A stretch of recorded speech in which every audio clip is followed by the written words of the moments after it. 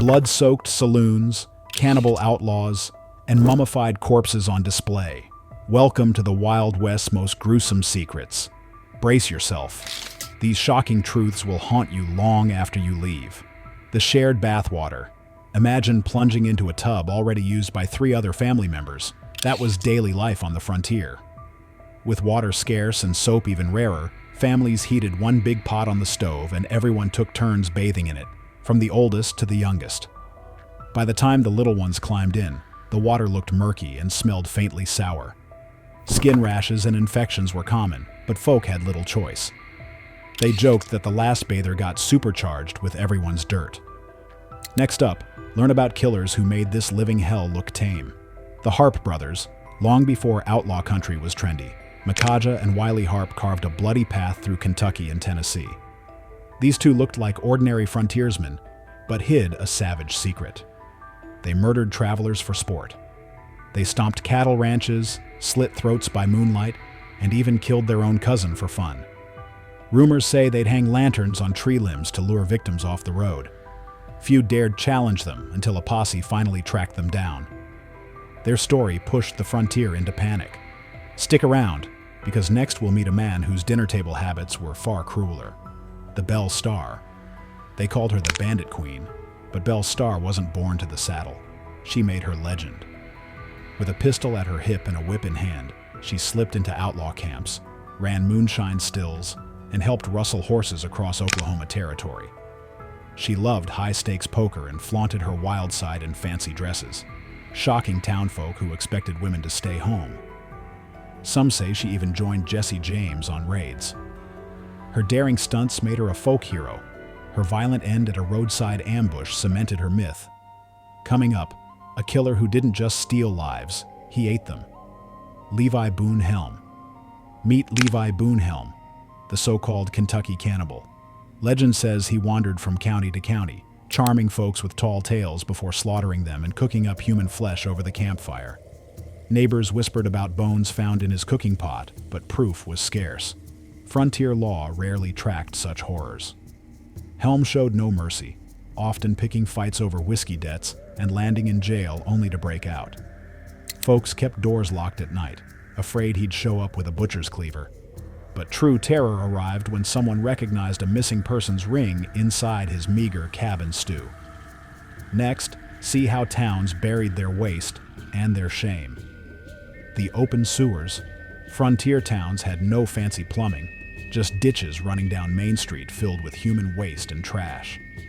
Locals tossed garbage, animal carcasses, and sewage into open trenches, where flies thrived and disease spread fast. Rainstorms turned these sewers into flooding brown rivers, washing filth into homes and wells. Children played near the sludge, unaware of the germs. Visitors gagged at the stench that hung in the air like a curse. It wasn't uncommon for towns to burn down simply trying to clear the stench, though the trash hazard remained.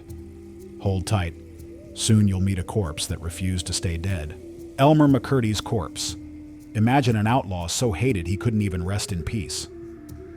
Elmer McCurdy was killed in a failed train robbery in 1911, but that wasn't the end of his story. His body was embalmed and sold to carnivals as a petrified pirate.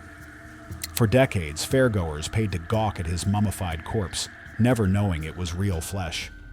McCurdy rode the carnival circuit like a grim trophy, ending up in a funhouse mirror display until workers realized they'd been propping up a real dead man. Stick around. Next, we're stepping inside the rowdiest saloons where bullets flew faster than beer. The saloon shootouts. Step into any frontier saloon and you might see a poker game or a whiskey glass, but you could just as easily see bullets ripping through walls. Fights started over insults, spilled drinks, or a crooked card deal. One wrong look could send cowboys diving behind tables for cover, benches splintering under gunfire. The barkeep ducked behind barrels while dancers scampered out into the street. Doctors often lived above the saloon just to patch up the wounded at dawn. Keep watching. Coming up are the fearless women who grabbed pistols and tracked down fugitives just as well as any man. Women as bounty hunters. Forget waiting at home. Some frontier women strapped on guns and chased outlaws across dusty trails. They hung wanted posters in saloons, tracked fugitives by their footprints, and knew how to camp rough under the stars. Figures like Pearl Hart and Mary Fields became legends, hauling in bounties and earning respect in a man's world. They negotiated with sheriffs, questioned suspects, and sometimes outdrew every man in town. It wasn't safe work. One wrong move and they risked ambush or betrayal. Don't blink. Next, we'll dig up tales of grave robbers who raided cemeteries under moonlight. The grave robbing. After death, your rest wasn't guaranteed. Medical schools paid big money for fresh corpses, so grave robbers, called resurrectionists, stalked lonely cemeteries at night. They pried open coffins, chopped off heads, and snuck bodies to anatomy labs. Villagers set traps like sewing clothes into the coffin to catch thieves by their fingerprints. Families even hired watchmen with guard dogs to patrol burial grounds. Despite horror stories, the demand for bodies never stopped, and many graves remained at risk. Hold tight. Next, we step into the crowd at a public hanging where justice turned into grim entertainment. Public hangings as entertainment. In many frontier towns, the gallows drew bigger crowds than church. People packed Main Street to watch ropes tighten around a condemned neck. Vendors sold lemonade and fiddle players entertained on the side. Children tagged along, curious about what they'd heard in whispered tales. The sheriff often invited townsfolk to bring chairs. Executions were community events. After the drop, cries of "Long live the law" mixed with cheers and chatter as folks went home with a macabre souvenir ticket. It was justice, showmanship, and blood, all rolled into one. Next up, we'll meet an ace shot who spun heads and cheered crowds. Annie Oakley. Picture a petite woman stepping into a dusty shooting ring and blowing the top off a dime at 50 yards. Call her Annie Oakley. Born Phoebe Ann Moses in 1860, she taught herself to shoot by hunting rats and rabbits to help feed her family. Word of her skill spread fast, and she joined Buffalo Bill's Wild West show, stunning crowds from New York to London. She once shot a cigarette out of Kaiser Wilhelm's mouth without cutting the paper. Annie's kindness off stage, teaching poor kids to shoot straight, matched her deadly aim. Stick around to learn why drinking water wasn't always a safe choice. The contaminated water. Frontier towns begged, borrowed, and stole water, but they rarely got clean supplies. Most folks drank straight from creeks or dug shallow wells that filled with runoff, animal droppings, and rotten leaves. Cholera, typhoid, and dysentery struck hard, killing whole families in days. Travelers carried metal cups and dipped into any water they found, often regretfully. Some set up basic filters with sand and cloth, but few knew how germs worked. When rain flooded the streets, garbage and sewage mixed into drinking spots. Keep watching. Next, we'll tumble into towns so violent they rival modern murder capitals. High homicide rates. Imagine living in a place where murder was as common as a saloon score. Some towns had more killings per person than Chicago in its darkest days. Body, California, sprung up overnight when gold was found, and tempers flared as fast as pickaxes. Shootings over money, women, or mere insults happened almost daily. Gun salesmen bragged they sold more six-shooters than shoes. Lawmen were outnumbered and often on the take, making justice a rare commodity. At night, townsfolk bolted doors, trusting no one, sometimes not even their neighbors. Don't blink. Coming up are youngsters who could draw faster than adults. The child gunfighters. It sounds unreal, but some outlaws began firing six-shooters before they hit teens. Boys as young as 12 trailed their outlaw uncles on cattle drives, learned to rope and shoot, and joined bank raids by 15. One tale tells of a 14-year-old who held up a stagecoach, pistol in hand, demanding gold. Legends say Colt offered a custom .22 Derringer for kids, though few sold. These youngsters knew body heat from camels that once roamed Africa, as well as they knew how to rack a revolver. Their youth didn't save them. Many died in firefights or swung from gallows. Next, we'll see how simple insults could end in a deadly duel. Dueling over insults. A harsh word on Main Street could mean a death sentence. Frontiersmen held honor above all. If you called someone a liar or worse, they'd demand you meet at dawn with pistols in hand. Dueling rules were oddly polite. Count paces, turn, and fire. No aim for the head. That was cruel. Still, many shooters missed on purpose, hoping to scare rivals into apology. But misfires were common, and a second shot might be fatal.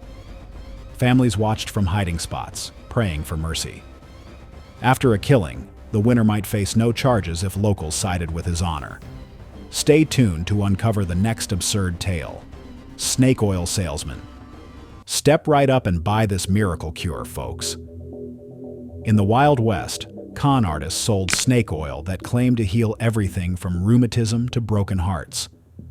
They'd pitch their wares from a wooden stage, waving jugs full of yellow liquid and shouting about secret recipes. Townspeople, desperate for relief, paid good money only to find the tonic did nothing but burn their tongues. Some snake oil even contained harmful ingredients like turpentine or lye, causing worse problems than it fixed.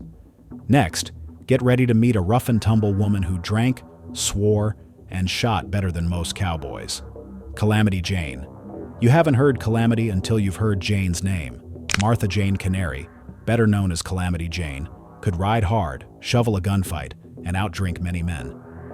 She joined wagon trains as a scout, risking ambushes and harsh trails to guide settlers. Jane dressed in men's clothes, carried pistols, and never backed down from a fight.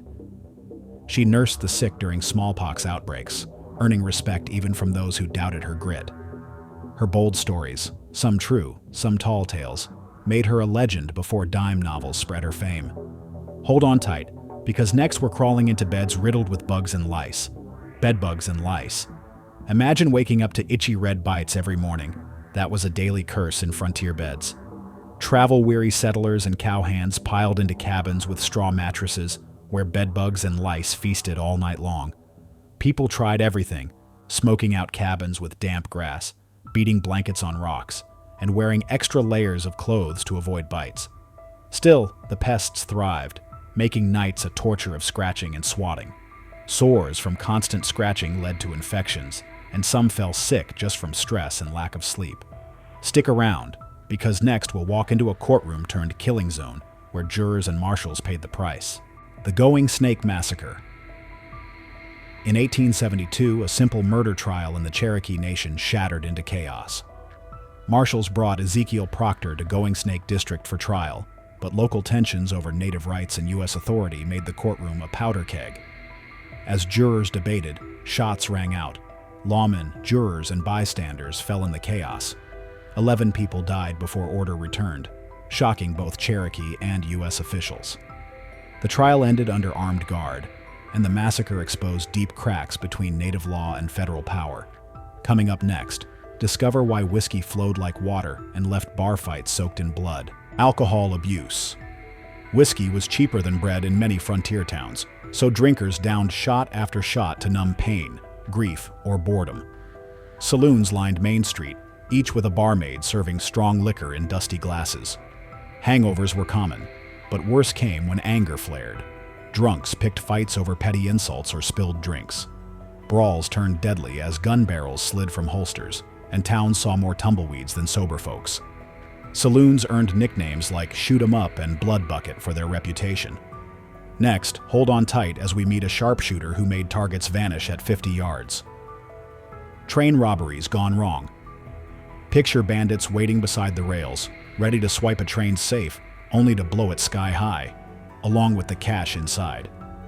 Outlaws often misjudged their dynamite, or forgot to lighten the safe door, so when the explosion came, coins scattered into the desert dust, useless and melted. Some rode off empty-handed, cursing their luck, while others triggered landslides or derailed cars, stranding innocent passengers for days. One gang even set fire to their own lanterns in panic, losing sight of both loot and horses. The outlaw escapes. Jail cells looked secure, metal bars, heavy doors. But some outlaws slipped free through the messiest exits imaginable. They'd bribe guards or fashion skeleton keys from spoons, but the most daring crawled out through outhouse holes filled with human waste. Others hid in barrels of laundry carted outside. One prisoner even painted himself to resemble a guard, walked out during a shift change, and vanished into a stormy night. Towns hung wanted posters, but these escape artists left only muddy footprints. Next, we'll see how frontier crowds turned rough justice into savage spectacles. The Vigilante justice. When sheriffs were scarce or corrupt, townspeople grabbed guns and formed vigilante mobs. Without trials, suspects were dragged from their homes, tied to trees, and hung at sunset.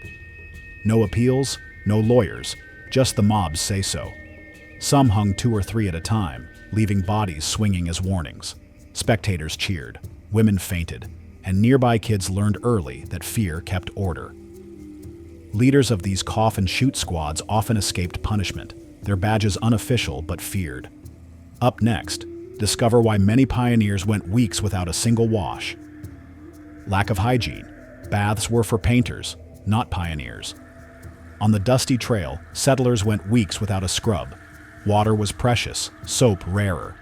People washed faces and hands when they could, but full-body baths, almost unheard of. Men and women wore the same clothes day after day, tucking sweat and dirt into every seam. Scabs formed in hidden spots, and sores festered under grime. Hair tangled into rats' nests, and teeth turned black from never brushing. Still, a clean shirt was a luxury, so folks wore dust like a badge of honor. Mail-order brides. Picture sending your photo and a letter to a stranger, then traveling weeks by wagon to marry them. That was life for many frontier women. Advertisements in Eastern newspapers promised kind husbands and open land. Dozens of women signed up, only to find swindlers, grifters, or lonely widowers waiting at dusty stations. Some brides arrived to empty cabins and vanished grooms, left to fend for themselves on unfamiliar soil. A few struck out on their own, starting businesses or homesteads. Most struggled with heartbreak and hardship. Stick around. You won't believe how quickly neighborly disputes turned deadly with just a fence post and a few barbs. Barbed wire range wars. When farmers and ranchers argued over land, they didn't settle talks. They wired fences and shot anyone who cut them down. Barbed wire went up overnight, slicing cattle and horses. Cowboys retaliated by tearing down miles of fencing under cover of darkness. Raiders on horseback executed fence cutters, and vigilante posses left bodies strung from newly built wires. Some wars lasted years, with families ambushed at homesteads over a handful of prairie grass. The crack of rifle fire mixed with the metallic hiss of barbed wire under moonlight. Next, get ready for smiles that hid screams. Welcome to frontier dentistry. Frontier dentistry. No drill? No problem. Prospectors and blacksmiths pulled teeth with pliers and pocket knives. Folks drank whiskey or chewing tobacco as makeshift anesthetic, biting on leather straps while the dentist yanked molars free. Gums bled onto rough wooden chairs. Screams echoed through shacks. Some dentists sold cursed gold fillings that poisoned more than they healed. Aftercare was a cloth soaked in moonshine to stop the bleeding and numb the pain, if you survived. Broken jaws and infections were common. Coming up, a spectacle so cruel it displayed people like zoo animals. Human zoos. Western shows sometimes featured Native Americans and other exotic people in fenced enclosures. Real men and women forced to live on display. Spectators paid to stare at tribal dances, daily chores, and wild behaviors. Women in these cages shared story after story of homesick children and forgotten families. Organizers marketed them as educational spectacles, but they were little more than slave camps with fancy signs. Critics called it barbaric, but crowds flocked in the tens of thousands. Keep watching. You'll soon learn how whole towns vanished overnight, leaving only whispers in the wind. Ghost towns overnight. Abandoned. In the blink of an eye, boom towns turned into ghost towns. Gold strikes drew thousands. When veins dried up, prospectors saddled horses and rode off, leaving tools and wagons behind. Businesses closed with rocks in front of doors. School desks sat empty, newspapers piled up unread, and saloon chairs gathered dust. No warning, just the tumble of broken windows and drifting tumbleweeds through Main Street. Some eerie towns still stand, creaking in the wind, as if waiting for the laughter and gunfire to return. Thanks for riding along through these wild, weird, and downright disturbing tales of the Old West. From exploding outhouses to outlaw cannibals, it's safe to say the frontier wasn't just lawless, it was completely unhinged. If these jaw-dropping facts made you laugh, gasp, or question how anyone survived back then, go ahead and smash that like button like it's a saloon door on payday. Share this video with a friend who thinks history is boring. We promise they'll never look at a cowboy the same way again. And don't forget to subscribe for more untamed stories from the dusty, dangerous days of the past. Got a favorite fact? Or did we miss something totally bonkers? Drop it in the comments. We want to hear your wild takes, your favorite legends, or even which fact made you say, "No way." We're not saying the Old West was insane, but if it had a Yelp review, it would probably read, 5 stars, great hats, terrible hygiene, occasional shootouts. See you in the next one, partner.